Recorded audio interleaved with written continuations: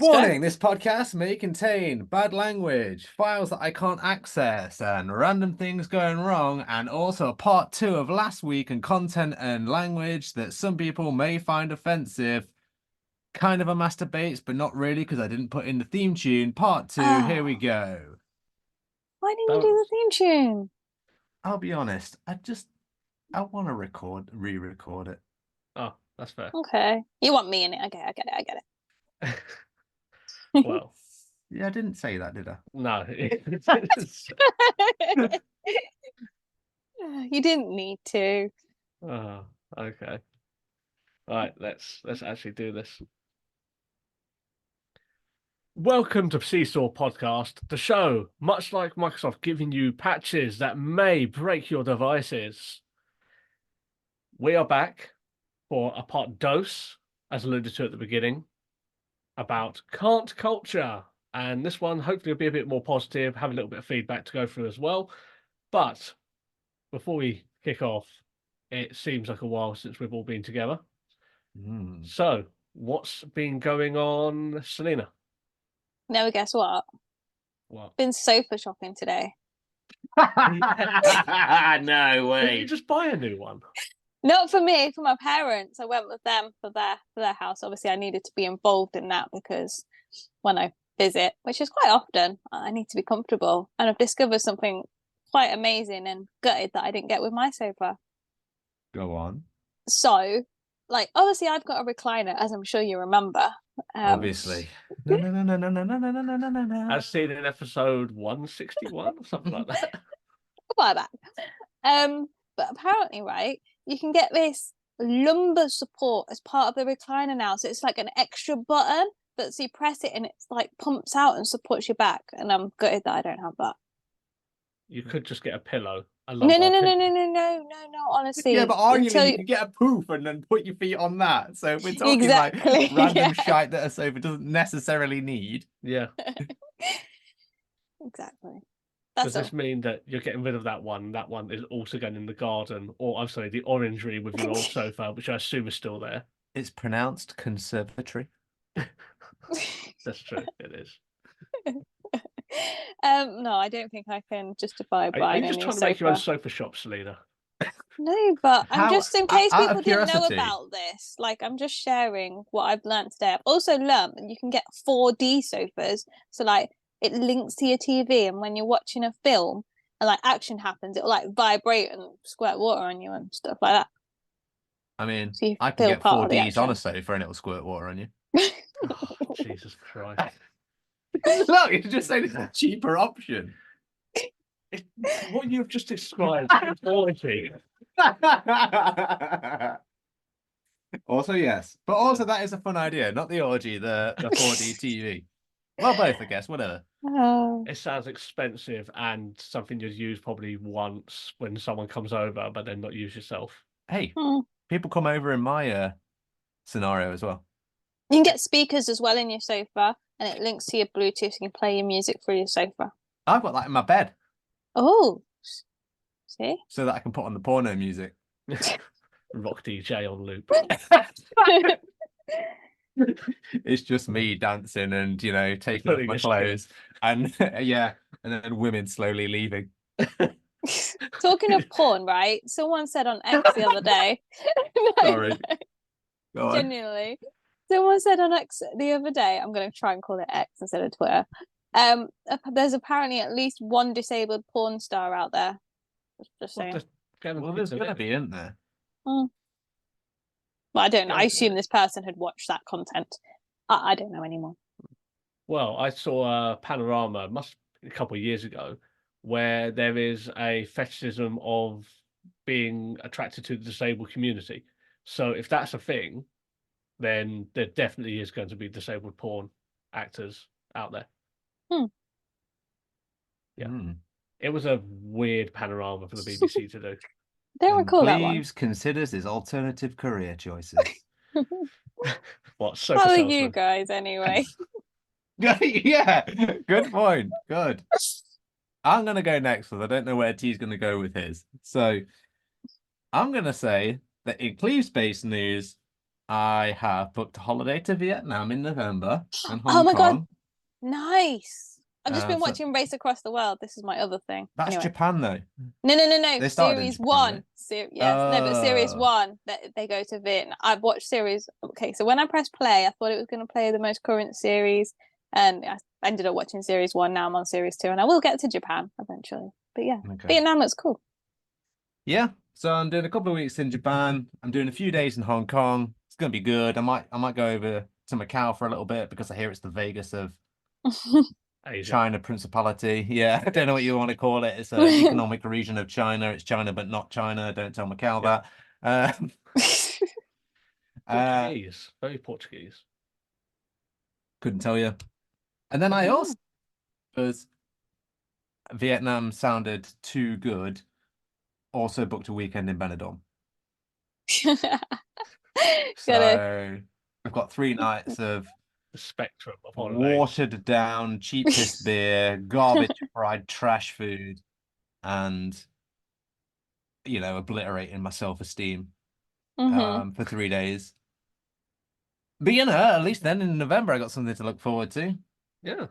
Do you know what? You always play that music for me. I think you should be playing it for yourself about Rich Boy anyway. Just saying. What? Yeah. What? 2 holidays, not just 1, 2. Yeah. Did you hear about one being in November, hence having time to save up for it, and the other one being Benidorm? Did I not explain how shit that was? Because if I hadn't put that across, then Still costs money. yeah, all right, fine. I'll hold That my is hands true. up to that. That is true. Yeah, that's where I'm at. T? T's been okay. I don't know why I said in third person there. You wanted T has been fine. T good. No, yeah, a couple of medical issues recently, hence why I was not on a recent guest episode. I had to go to the urgent doctor, the hospital. It wasn't A&E, like urgent care doctor. I'm not going to go into details because I don't want to put them out in the world, Oh, but I'm you on should. It's a very very. important issue. I don't feel comfortable. Okay.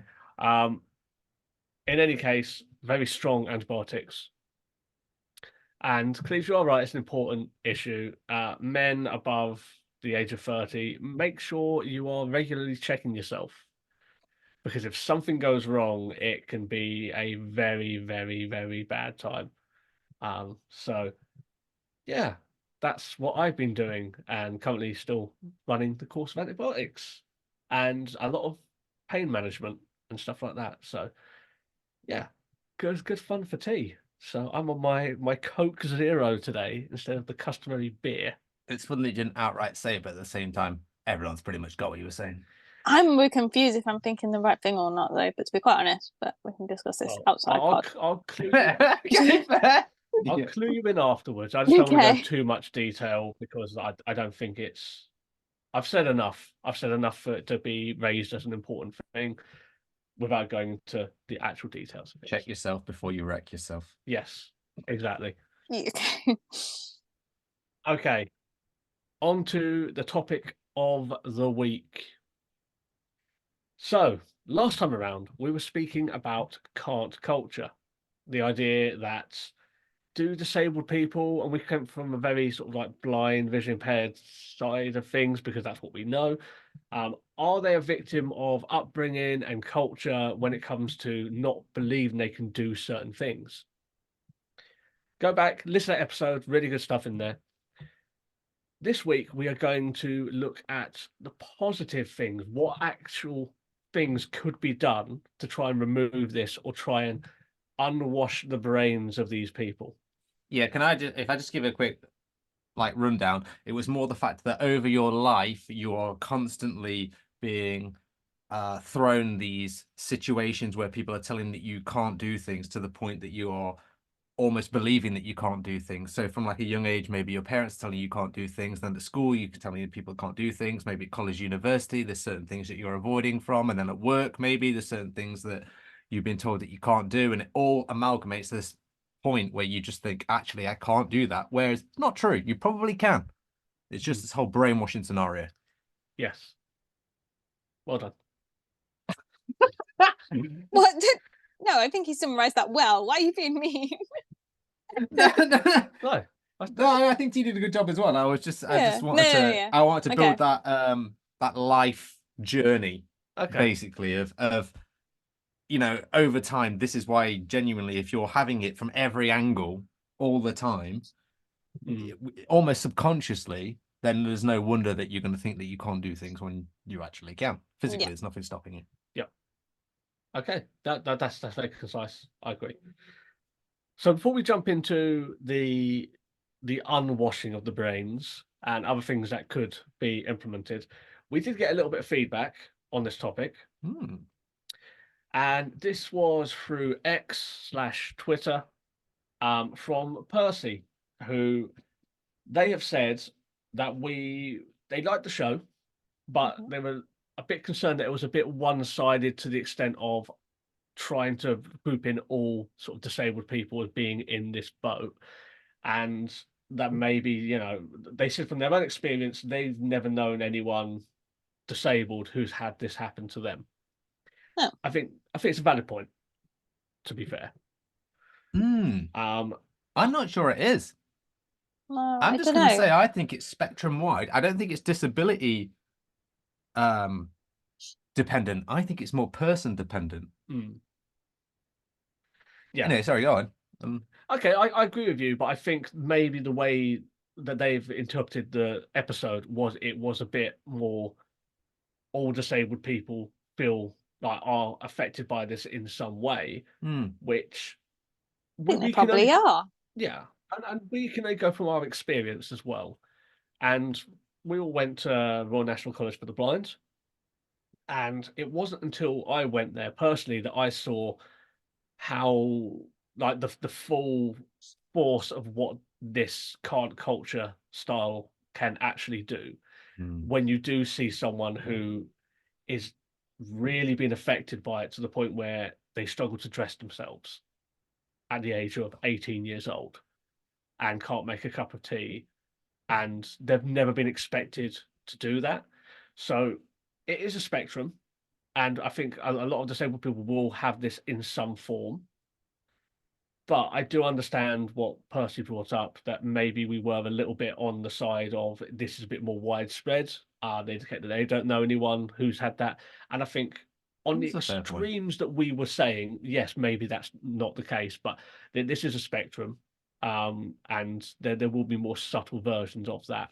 Yeah, I also think that just because you haven't been affected by it in all forms throughout your life, you've probably been I find it hard to believe that every disabled person hasn't been affected by it from some area of life going through their life, even just a little bit, to the point that maybe it's not stopped them from doing something, but maybe it has made them think twice about doing something. Not necessarily make them think they can't do it, but just put a doubt in their mind. Yeah. And I think to a certain type of person that can be very damning. I think it comes down to other personal, like personality differences and other aspects of a person, how they would take that on. And they might have a "fuck you, I'm going to do it" attitude.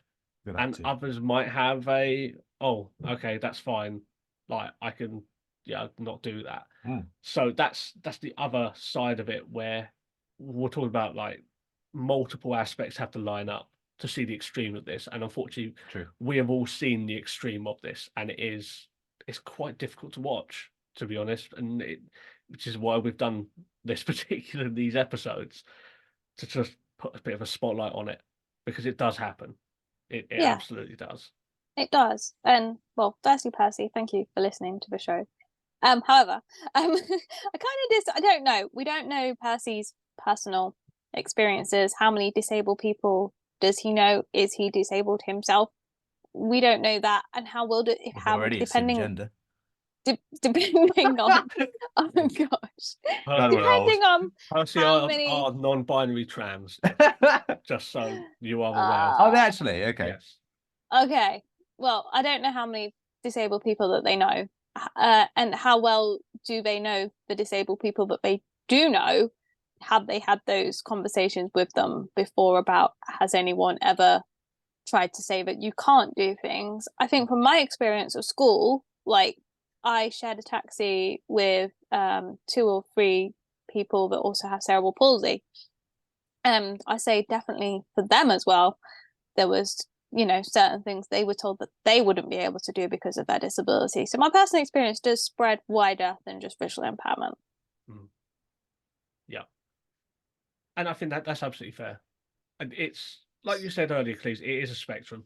It is absolutely a spectrum, and things have to line up. But there can be really high extremes of this, but there can also be the subtle sides of things. And even though I am an independent man in my 30s now, and I like to think I've got my shit together, I have experienced this. We covered last episode, that we've all experienced this in some form, and it's how you react to that. But that was the feedback. If we're going to move on to the thanks for your feedback, we don't agree. This is why we didn't ask for it. We always ask for it. Please come. Yes, we do like the feedback. The show is all about keeping it balanced. Yeah. I think it's a very good point. It's a good And point. sometimes you do talk in an echo chamber, and we want to be balanced as well. Yeah. So other people will agree with Percy. yes, Sure. So that's absolutely fair, and we do want the comments, so keep them coming, and we will feature them in episodes. So let's get on to the unwashing of brains. Can culture. Sorry, was that the only feedback we had? Yes. Oh, but the way you made it out, as if like we had, more than one person's feedback. No, don't worry, T. We'll move on to Selina's feedback now. Go on. I'll give you feedback. I shared this post. Damn it, I didn't think she had any. Well, I shared this post on Facebook. Go on. And then multiple groups.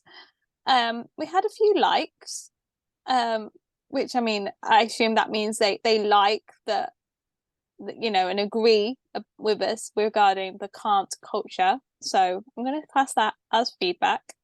And whilst I was searching for the feedback actually earlier today, on the International Blind Cafe on Facebook, if you're part of that group, hello. Someone posted on there, which I thought could have posted it in our comment section, but they didn't. It was a separate post. It said, blindness is a bit like mastering a Rubik's Cube. You have to figure out the puzzle before you can figure out your life. Don't know. Discuss. But no, I don't agree with that at all. Because that implies you have to solve all the issues before you can have a well-meaning and fulfilling life. Whereas if you look at anyone, like we all have stuff we're working towards and trying to do things, they could be a part of the puzzle. Doesn't mean you don't have the other shit sorted. You can have a side of the Rubik's Cube sorted and still be working on the rest. So I don't entirely believe that, to be fair. Fair enough. Just thought it was an interesting comment. It is an interesting comment. I don't agree with it. Thanks for your comments. We don't believe them. Fuck off. Keep them coming though. We do enjoy them. Yeah. We're the worst. I'm the worst. Yeah. Also, I know I'm trying to push us onto the positive side of things as well. I did have interactions on another Facebook group this week, where I'm in a parents group for parents with kids with my condition.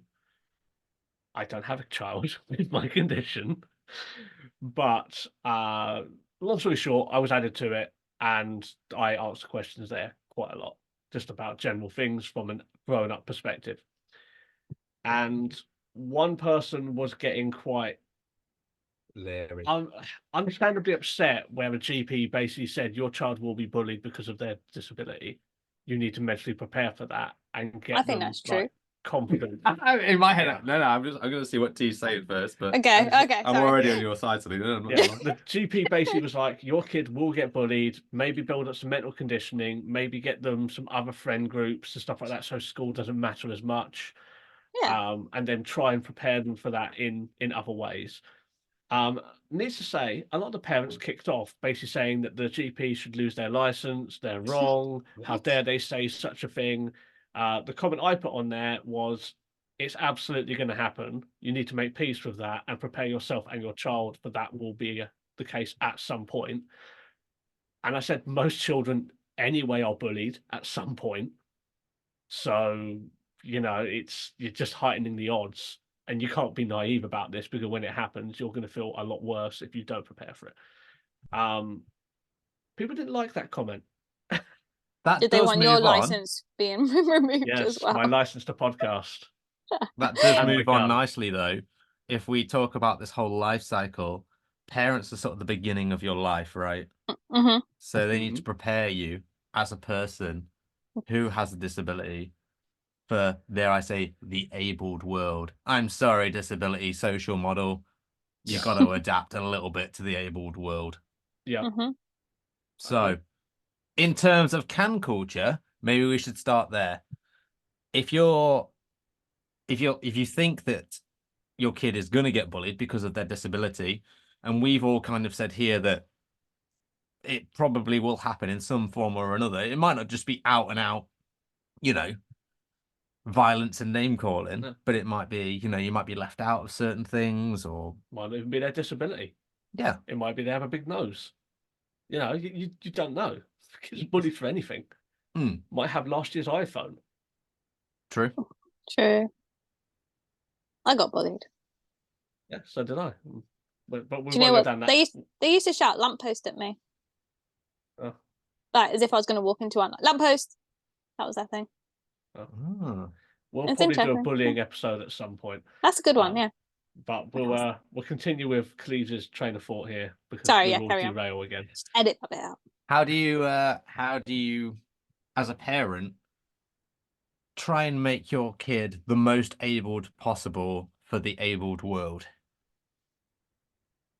I think the first thing is you're always going to have parents do a lot for their kids. They absolutely do, and that's what being a parent is. But from my household, I'm one of 4 boys. We're all quite close together age-wise, and when it gets to a point where you're expected to make your own lunch, make your own breakfast, that sort of thing, I was expected to do that as well. And I think that's something that parents need to do at the appropriate time. Let's say it's 10 years old. You can put cereal in a bowl with milk at 10 years old.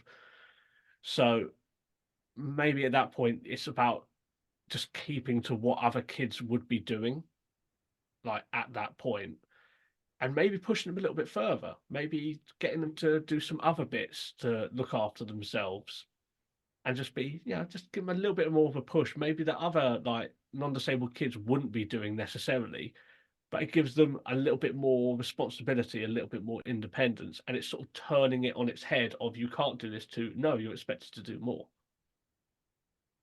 So that's an initial thought that I would have. Okay. I actually agree with you on that one. Stop the press. Are you feeling okay? Yeah, I know. Right? On my antibiotics. He drinks this morning. What can I say? Look, I think that you're exactly right in the sense that parents should not only teach disabled people to do everything able people should do, they should be teaching them to do that stuff at an earlier age than anyone else and better than anyone else. Like by the time I wasn't even 10 and I could cook, clean, iron, use the washing machine, use the cooker. I could do all of that shit. And the reason I know that is because the iron once exploded on me and I had to go to A&E for second-degree burns on my arm. And I was not even 10 years old at that point. However, at least I could do all that shit. I got to university, and a lot of people couldn't at the age of 18. That's the thing. So that kind of thing, as a parent, if you can teach your disabled child to do that, they've already got one up on a lot of abled people. Yeah. And then they can focus on their disability and the trials that come with that, because this is second nature. You're not learning everything. Get the basics down. If you can master all the basics and them be comfortable with that, you're already kind of a step up. Selina, thoughts? I don't know. I'm in 2 minds about this one. On the one hand, if say the parents aren't visually impaired themselves and don't know any visually impaired people, how are they to know how best to help their child to achieve these things? They look up Seesaw Uh, podcast. right. Um, um, and secondly, I think you made a good point about you go to university and there are some people that aren't, you know, not because of their disability, because they don't have a disability, just haven't learned basic independent living skills. So are we putting too high standards on disabled people for them to be like these amazing people that can do everything? Because there are people out there, even now, like in their 30s, that are still living at home, still don't have a partner or a job, or and that seems to be okay because they're not disabled. But if you're a disabled person and that's the case, we're like, oh god, that's awful. Is that right? I don't know. Well, no, I look at it as on two different. Oh God, I'm just going to dig myself a massive hole here. Fuck it, I'm going to do it anyway. Bring out the spade. If you're a disabled person in your 30s, right, and you're severely disabled and you don't have to do those things, people almost give you a pass.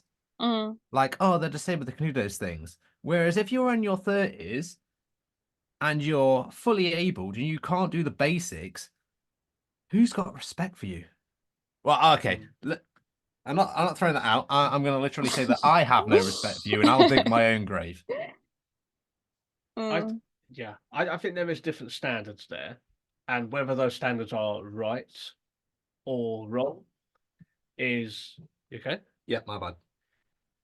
Whether those things are right or wrong are it's completely like depends on the situation and the individual. And I work in higher education. I see a lot of people, youngsters who can't look after themselves or don't understand the basics of just self-care. So I do see it on a daily basis. But I think when you're disabled, you're already having to you're dealing with independence at that age on other fronts, what are probably second nature to the other. Like if you've got sight, for example, you go to a new city, yes, it might be scary, but you have the sight to be able to navigate and be able to get around quite easily because of technology, Google Maps, that sort of thing. Whereas that's a lot harder for someone with no sight. Yes, that person who's got sight might not be good at looking after themselves, but do you want a totally blind person to have to learn that as well as adjust and get the mobility of a new place as well as getting those basics down? If they're prepared from the off, is that not better? I think so. Oh God, Does it not what's make it wrong? easy? This isn't a balanced podcast. This is gross. What the hell's wrong? I don't know. Sometimes like it's hard enough being disabled sometimes, then you're giving them extra pressure. I don't know if that's right or not. But I mean, I think I personally was taught to do, look after myself from an early age, and I see other people's children now who aren't able to do things that I could, 7, 8, 9 years old, which surprises me. Do you feel the Um, benefits of that though, Selena? Let's say, it's different now because I then lost my sight, so then I had to start again. So, but I guess we're starting again because I already knew I had skills from before. I wanted to get them back, and then maybe if I didn't have those skills before, I wouldn't have had the motivation to get them back. but when you lost it, this is weird actually because it's Hmm. coming from two different perspectives. But effectively, all you had to do was adapt your previous skills, right? You don't have to learn it from the off. Yes, adapt. That's the right word.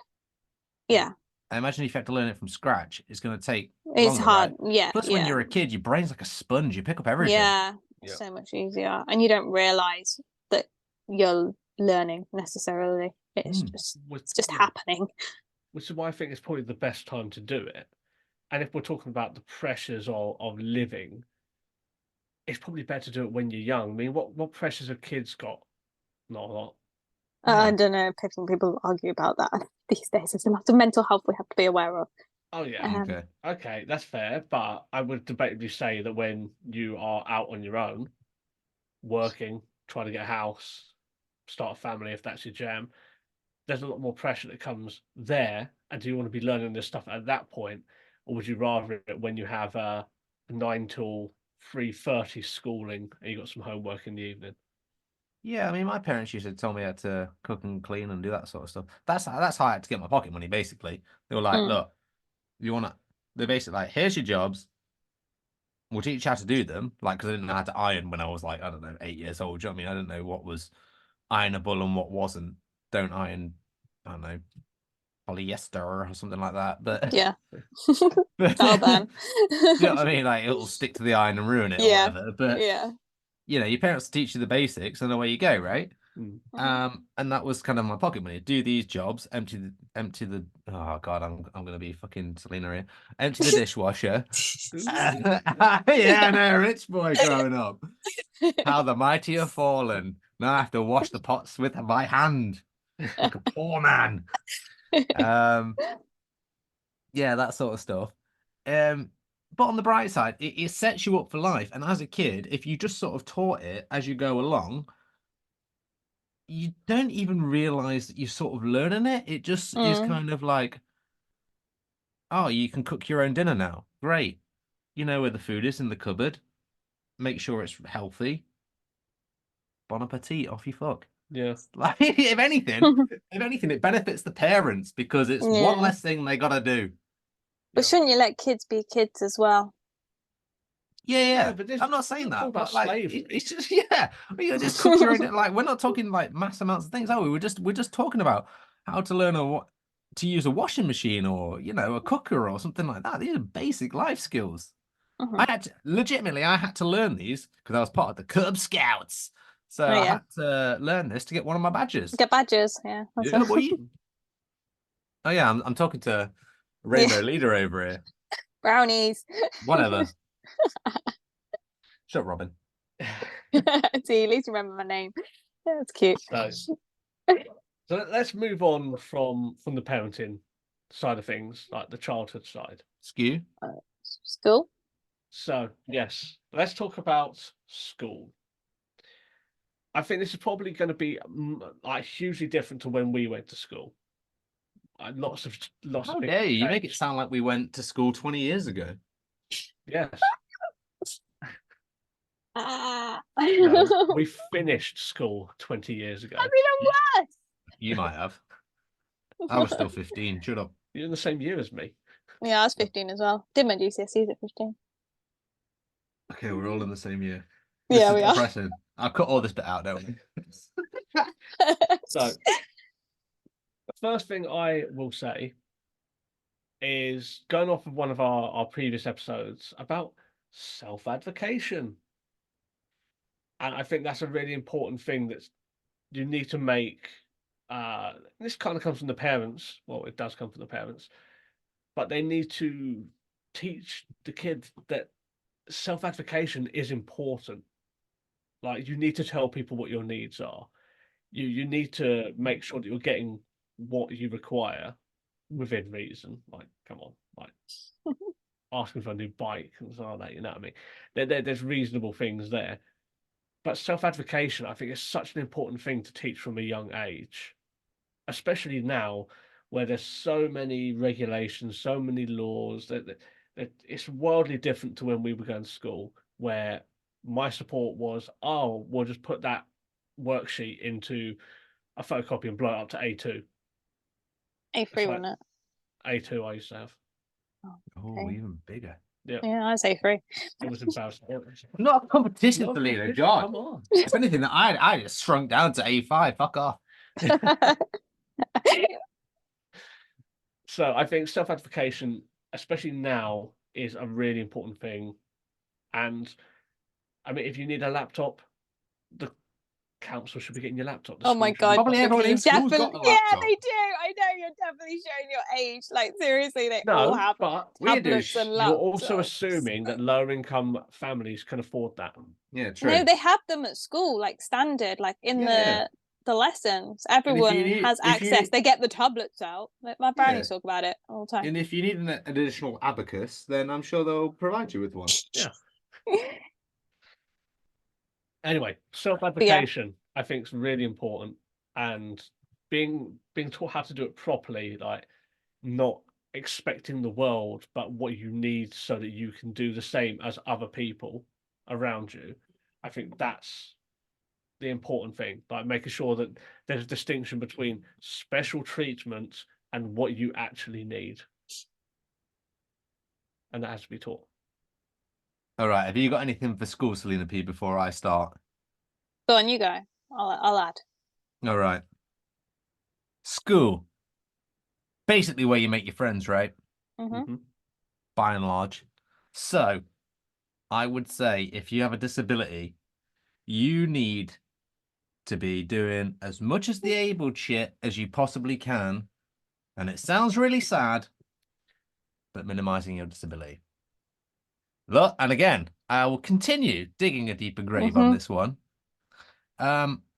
If you've got friends that can do shit, you want to basically do as much as that as you possibly can, be as big a part of it as you possibly can, and probably minimize your own disability as much as you possibly can, at least at first, until your possibly new friends get used to it, and be a bigger part of the group activities as you can. And if you can't do something, you should probably make a joke of it, or at least be cool with it, laugh it off, that sort of thing, even if it hurts massively inside. And again, spade and grave, you just need to bury that a little bit in the way to make friends.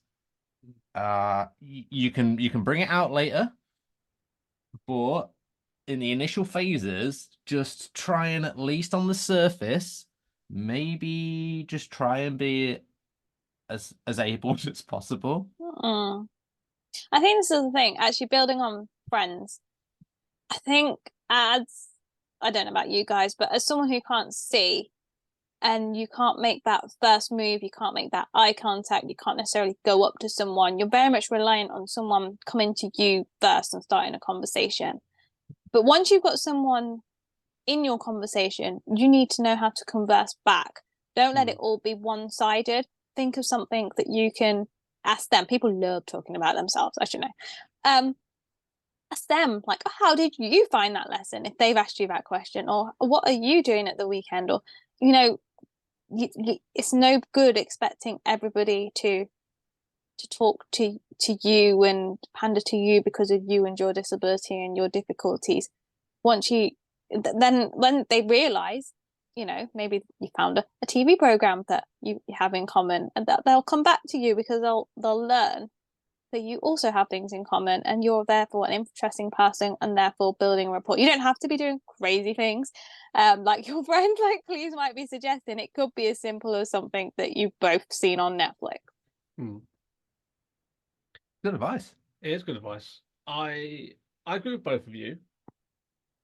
However, That's just too much, isn't it? However, the world's a lot bigger than it was when we were going to school.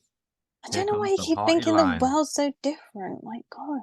Anyway, because like when I went to school, I didn't really do any other sort of clubs or things outside of it. Why not? And so I was stuck with the situation that I had. And that can be quite depressing if you don't have a good situation that you're in. And that can be really that can perpetuate the whole you can't do things if you're being excluded. I think broadening out, and that's to say, I don't think you are being excluded. You're assuming you're being excluded rather than proactively trying to include yourself, like I've just said. But Selina, do you know what I mean? But if you've been brought up, again, this is what we're talking about, from an early age, thinking on every corner I'm being that you potentially you can't, then maybe your thoughts are you can't. Yeah. Okay. Sorry, continue. So I think it's important to know that school isn't the be all and end all. And it wasn't back then, but I think it's especially not the case now. Because of like the internet. If you're into something and know that your school is into something, there are communities all over the internet where you can chat with people and make friends Oh, mate, school's basically elsewhere. irrelevant now. There, I said it. I'm going to dig myself all the way to fucking the Earth's core at this point. Yeah. You need to be very safe online, though. That the internet is a dangerous But that's why the school should place. be doing their continued work about like internet safety, which they You're do. telling people to go and talk to people online. I think you should be trying to talk to the people at your school rather than online first and foremost.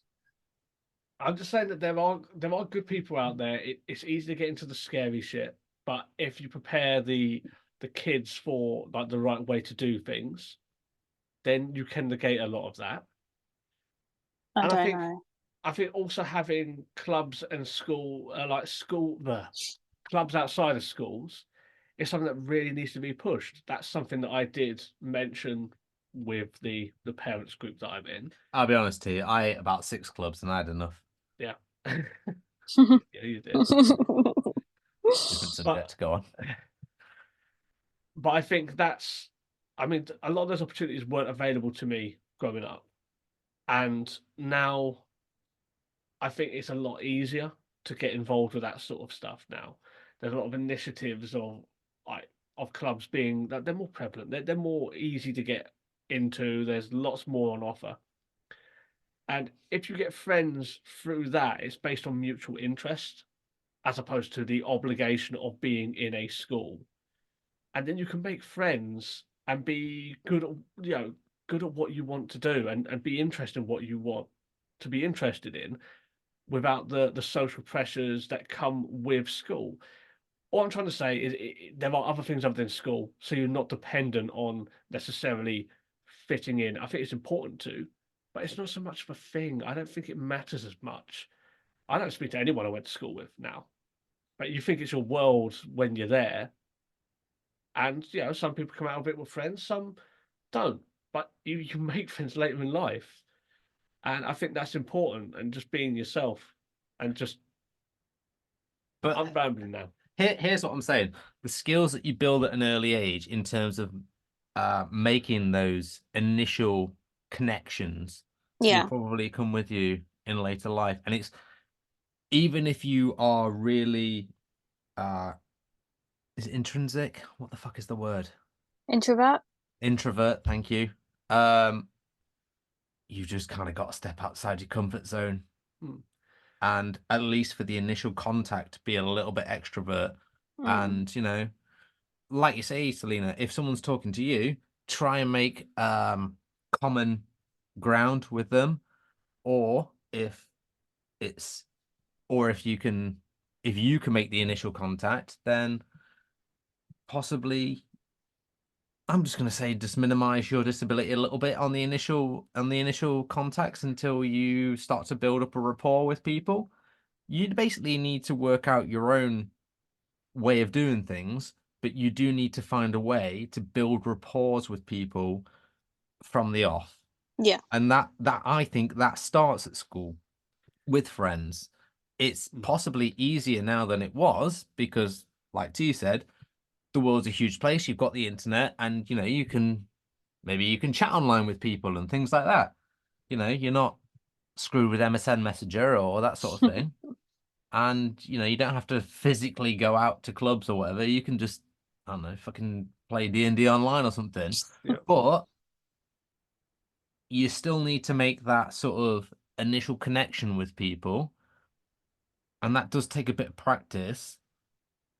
But you still need to initially be a little bit extrovert to actually get that initial Yeah. phase done. So kind of you just need to sort of swallow whatever it is that's bugging you and just go for it. Yeah. It's like asking a girl out, Yeah. right? And we know this isn't easy to do. Well, we're not suggesting this is easy. And Cleaves, I know you're not suggesting that it's easy to break that mold Of course I and am. take that leap. But Bag of piss. just to elaborate on what I said about like the whole doing stuff outside of school, like you said, Selena, if you have no sight, for example, you're waiting for people to come and talk to you at school. I was And- actually very interested about that point. And you can like really like that can be a bit of a barrier. Like I get that. But if you're doing football, then you're around people who are a lot closer by. If you do blind judo, you're basically stuck next to someone, like holding on to them for the best part of 5 minutes at a time. So the barrier is Really? removed by these smaller groups based on mutual interest. And I think it's a lot easier to, it's not just having the opportunity to be able to talk to someone and know you're talking to them, but you could talk to them about things that you're both there to do. You can chat about football because you're there for football. Find a mutual interest. Yeah, Mhm. and Great it's thing to do, mate. easier to do when you're in those situations. Whereas at school, it can be like shooting in the dark. You know what I mean? Sometimes. Well, I think that's where I am at where I'm out now because my parents took me to judo on a Tuesday and a Thursday, basketball on a Wednesday, which I was never very good at. I'm pretty sure I won an award once for most attentive. Ironic. I know, right? I listened a lot, but was not very good. And then Friday, I went to Scats. Yeah. So you So had a lot of Yeah. stuff going on. yeah, that's what I mean. Yeah. But there's 3 different social groups there on top Yeah. of school that I potentially got to go on with. Yeah. It's good. So broadening out, that helps. Hmm. Mm. Next up, University College. Again, we can recycle a lot of the stuff before. You will meet people on your course, in your halls of residence, that sort of thing. Make the effort, but students' unions have a multitude of sports and societies which you can get involved in based on mutual interest. You're not going to be judged for it. You're in a safe space a lot of the time, and then you can like proper get in there. And there are societies, sport clubs, sport literally everything now. And if there isn't, why don't you start one? Hmm. Because that's Oh. something we have. We have Crisp Society that have just been affiliated from someone who has an appreciation of crisps. They like trying them from like Japan and all these sorts of things, like importing like strange flavors like seaweed and shrimp and things. And their group's really big now because they just put it out there on like an e-notice board, and then they got members like over a weekend, like 40 of them. And that's their interest. And they found people who were interested in the same thing as them. And now they're doing really well, doing loads of events and becoming good friends. So I think it's easier at university. Like you say, it's that mutual interest, isn't it? Yeah. And if you're in halls as well, look, I will continue to dig this hole. But when I went to halls, I did play down my blindness a little bit. It was hard when we went out at night because, really Mhm. booked. And there was a night in Freshers where I literally, because no one, I knew no, because I knew no one, I was just left in the bar. But I managed to find the bar, and then in self-abdication, this was back in the day, I asked someone where the sort of transport links were, and they ended up showing me, and I made it back to my halls. My point is this: even if you get lost, and even if you are finding your way by yourself, you can always depend on the kindness of strangers. Unless they're online. Unless they're online, in which case they're probably pedophiles. No, they're probably not. Ah. But Nice. people in real life, a lot of the time, look, if you just turn around and say, look, I've got this disability, do you mind helping me out? I tell Yeah. you what, fucking 9 out of 10 people will just do it. Yeah. People are genuinely, even the drunkest people, even the arsiest, knobbestest people will just go, yeah, help you out, bro. Do you know what I mean? Like they're a knob, but like they'll help a disabled person across the road, no question. I mean, whether you should be trusting a drunk person to help you cross the road is a topic for another time. But What choice have you got at that point? If you're at university, right, you're in a club, you're smashed yourself, right? You're at the bar and you can't find a way home because all your friends are brand new. They don't quite know your disability, so they've just sort of left you, if you like, but not on purpose. But Yeah, you've not seen they've left maybe or yeah, followed exactly. or yeah. And this was week 1 for me, right? So it's freshest week, right? So people don't know what I'm like. And I ended up in a club by myself, and I just ended up asking someone, like, how do I get back to this place? And someone helped me. And people will do that. So don't ever be worried about that. Self-education. But stay safe. But also stay safe. Yeah. Always carry a rape alarm. And mace. And mace. Yeah. Anywho, I feel like I was trying to be nice there, and then you said stuff about rape alarms. That was me. Anyway, moving on. You can't be To add annoyed up- about the thing that you said. Yes, I know. I always said, depending on the kindness of straight. Look, in my opinion, and in my experience, 9 out of 10 people have always Yeah. been good to me. So just you ask, and chances are someone will help you. I think, yeah, and ask, and like, yeah, okay, they might be a bit panicky or not sure how to help initially, but don't judge them for it. It's not their fault. Mm. Just, Oh, yeah, that is also a good point. because that Don't happens. fucking smash someone down for helping you the best they can when they don't know how to do Mhm. it. Yeah. That really irritates me, actually. Again, okay. This comes to my sort of next point. Disabled people in adult life. Okay. Do you think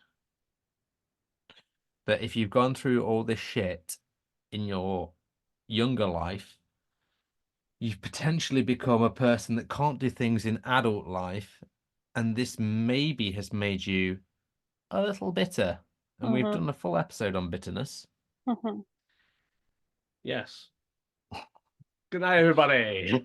Yeah, I know, right? We're going there again. No, I agree. I think it can make you bitter, but as a Commonwealth / England runner once said to me, "Don't be bitter, be better." Yeah.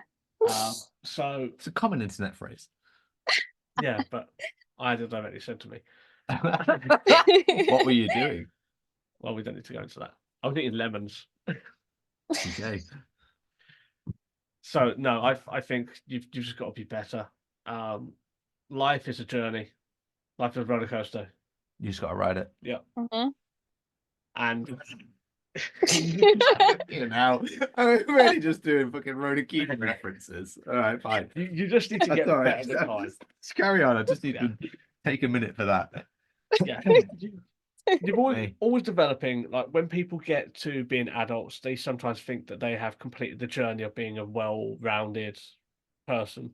I see it a lot through my work, and they think they're well-rounded and they have done all the development they need to do, and it's not true.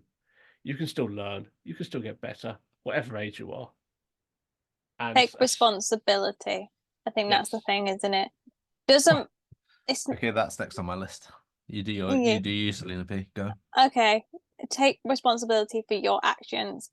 Yes, it's not your fault that you're blind, but don't take that out on everyone else. That's the situation. Take responsibility for it and do the best you can with it. Don't make excuses. Within I can't do this because of this. Doesn't matter. Find a way. You take responsibility. Yeah. Okay. As a very quick side note, I'm pretty sure T's wife's cooking steak downstairs and it smells fucking delicious. yes, that's my dinner. Anywho, right. So that means we've got to get to the end of this. I'm not. Well, I got some to go. Anywho, right. Who's to blame in all of this? And this is here's my question. Yeah, you've got parents. Yeah, you've got schools. Yeah, you've got universities, colleges. You've got jobs. You've got the fucking social media echo chamber that's telling you can't do shit. But ultimately, who is there to say that you can do it? Mm-hmm. Who's the can do it, if you will? Barack Obama. And my argument, touche. Yes, we can. My argument is that the only thing you can do is basically just go against everything you fucking ever learned and said and had put against you. As a disabled person, you need to think first off, yes, I can do it. Now, Mhm. what are my barriers? Yeah. and then work around the barriers. That needs to be your attitude first and foremost. If you can have that attitude to everything, yes, I can do this. What are my barriers? How do I work around those barriers? Yep. If your instant thought is I can't do this, Mhm. then you're probably fucked from the off. Yeah. So Agreed. it's a case of thought adjustment, if anything. And again, if you've been brought up with all of this, or even part of this, which a lot of people have in various areas, then it's going to be difficult. I'm not saying it's easy. I'm just saying that you need to start to adjust your thought patterns to, yes, I can. Why can't I? How can I get around the can't parts? Yeah. Agreed. It's like, why not you? Why can't it be you that can do something? Like I saw on X the other day, again, there was a blind female talking about how great it is that women are doing blind football now. And she wished there was that was around when she was younger. And someone replied, well, why don't you get involved? Oh, I can't, there's not a club near me. Like I travel over an hour each week to go and play football because I wanted to play for England and You've that probably was got my a paid goal. chauffeur though. Well, husband. Same difference. If you want to join sport, get married. If you really want to do something, that's it. You see the barrier was the distance. How do I get there? Oh, look, I'm And Selina lucky. thought, I'd get a partner, I'd get married. It was a long-term goal, but you nailed it. Fair enough. Yep. I'm with you. Stuck the landing. See? And you know, that's it. If you, and also we didn't do quick blind news, but let's chuck some in midway through. At the end. The end, wherever.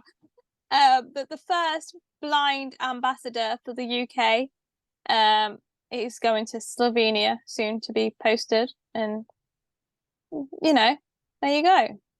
Against Slovenia. She got told that she can't do stuff. She can't be an ambassador or work in government, whatever she really wanted to do. But she's proved everyone wrong. And she thought, why not? Why can't I? This is what I'm interested in. Why not? And she's done it. Sounds like Good my on kind of you. lady. I fucking love Slovenia. No, I absolutely agree. And you've got to advocate for yourself, like we've said, and really push forward with it. And if you want to do something, do it. There's everything can be done within adaptations. And Nearly everything. yeah, nearly everything. Like I never thought I would play. Yeah, I used to play rugby when I was younger, and then cycle band. I was like, oh, I can't really do this. It's quite hard hitting. But blind rugby is now a thing. Hugby. Now, blind rugby. No, it's called Hugby, I thought. That sounds I questionable. swear blind rugby is called Hugby. It sounds like more of a hippie thing. It does. A free love kind of thing. Yeah. Are we back on the porn thing from earlier? Is it gone full circle? Full Is that what's circle. happening? Yeah. But that's absolutely a thing. And yeah, I'm just saying that you can invent things. And I know the guys who really advocated for blind rugby, I played cricket with them, and they wanted to do it. So they just did it and created a rule set. And then it's doing quite well. So anything can be done. If it isn't being done, why don't you do it? Yeah, look, I was a bit harsh in the sense that I'm saying that everything else was everything else's problem, but it is. But you know who can make change? You can make change. We can all make change. I'm making change. Yep. I wish I was making change. My page got cut. Yeah. Well. Depressing. All right, moving on. Okay. Do you have anything else on your list? I do not. That is all I'm saying is the change starts from within. You have to fucking sigh at that. That was a fucking great little quote right there. Music. Yeah, I know, right? The change does start from within.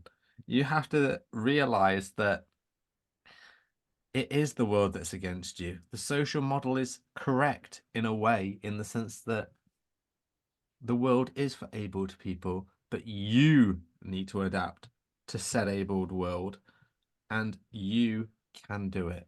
And I have faith in you. And I'm not a patronizing cunt. This is what I would actually think. Okay. Fab. Nicely said. Yeah, it does sound patronising, but I'm not actually patronising. I just know genuinely what think you're that, trying to say. Yeah. Yeah, I think what did you the dirty there is putting a massive C bomb in the middle. Yeah. Also, I think my tone of voice as well was way off. But yeah. But also, yeah. No, genuinely, I think disabled people need to be the ones within themselves that make the change, and you can do it. Yep. Yeah. I genuinely believe that. So, yeah. I agree. Well, on that rickety bombshell, thank you for listening. If you have any thoughts, feelings, any of the ideas of your own on how we can break the mold, unwash this brain, please let us know. We love the feedback. And we will bring up the One feedback. comment. One more than yours, Selena. Your feedback wasn't even addressed to you. I know I'm just fighting over feedback now. We are the worst. I took a hole for every fucking comment as well. Sorry. Yeah. Anyway. Okay, but until next week, have a great time. Do something that you've never thought of doing before, even if it's Line dancing. Even if it's small. Give it a go. You never know. Might become a new passion. You might become the new ambassador for Slovenia Or baseball. Go to Lake Bled if you're in Slovenia. It's fucking banging. Okay. All right, bye. Right. Goodbye, everybody. Bye. Bye. Oh, I actually can't stop it. Oh no. Why? Oh dear. I actually genuinely can't. Oh What part can't you stop? The fucking recording. I see. no. What seems to be the barrier?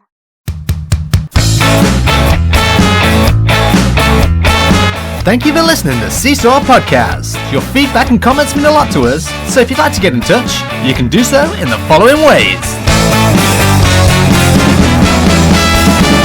You can find us on X at Seesaw Pod, Facebook, Instagram and YouTube at Seesaw Podcast. You can email us at seesawpodcast@gmail.com and you can stream with us live every week on Twitch at Seesaw Podcast. Remember to like, rate, review and share with a friend. This podcast was recorded in front of a blind audience.